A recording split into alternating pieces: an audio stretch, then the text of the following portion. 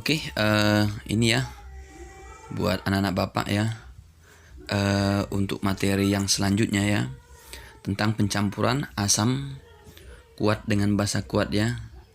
Untuk pertemuan yang sebelumnya kan bapak sudah menjelaskan kalau asam ketemu yang namanya basa itu pasti menghasilkan namanya garam dengan air ya.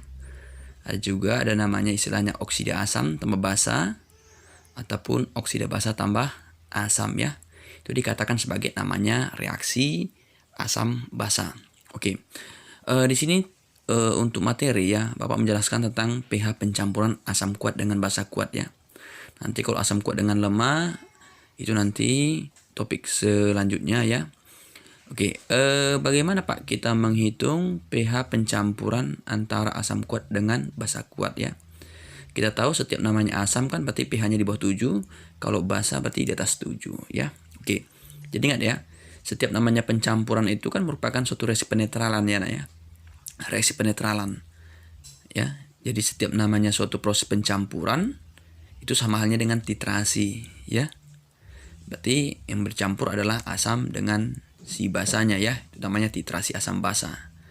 Jadi dalam namanya konsep pencampuran ya nak ya.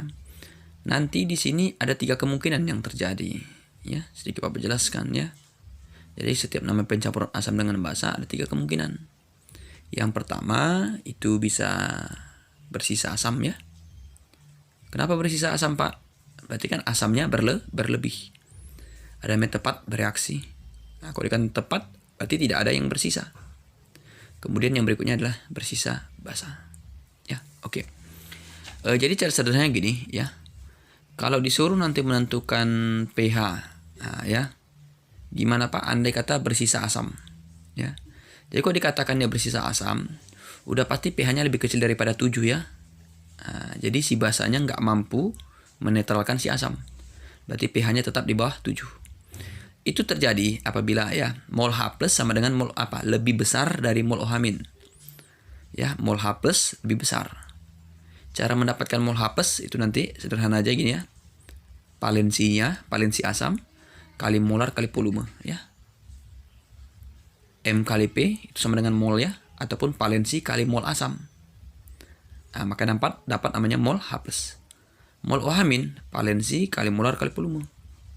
Valensi molar volume ya, valensi basanya. Nah, jadi ketika tadi yang H+-nya lebih besar, udah pasti yang bersisa pasti H+. Kenapa konsentrasi H+ sisa Pak?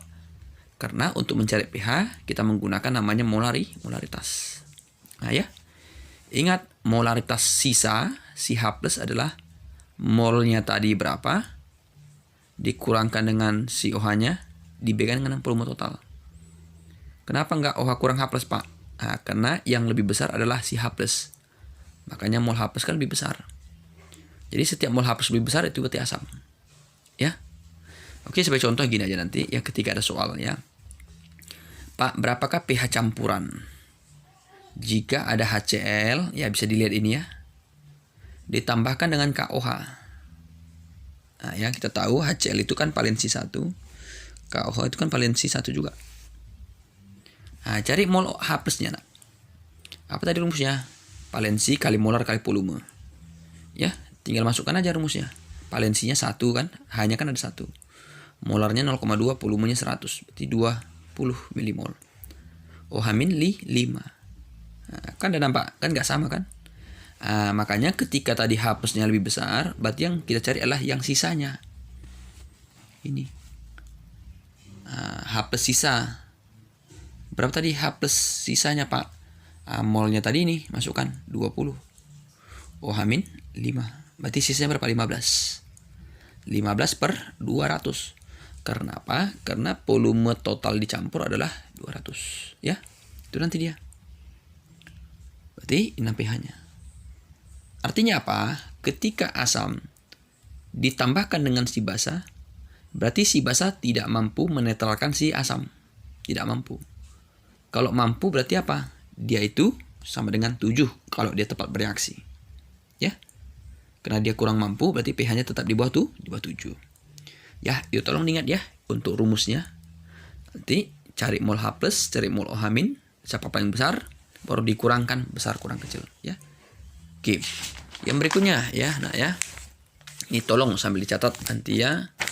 Untuk soal berikutnya nanti Bapak buatkan lagi ya. Tepat bereaksi. Kalau udah tepat bereaksi, udah pasti pH-nya sama dengan 7. Di mana mol H plus sama dengan mol OH min. Jadi ketika dia sama, itu nggak perlu lagi dicari rumusnya. Sudah pasti dia itu berimbang dia, ya. Makanya pH-nya adalah 7. Ya nak ya. Oke.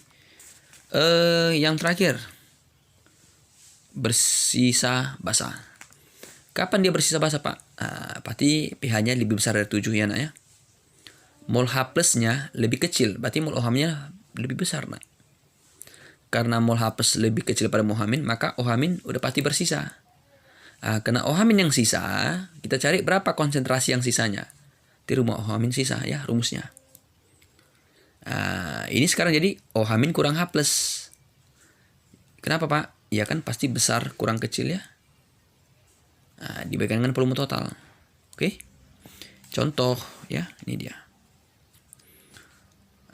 Ya, ada H2O4 0,02 molar dicampurkan dengan CaOH 2 kali. Ini kan sama-sama asam kuat, ini basa kuat ya, sama-sama kuat ini.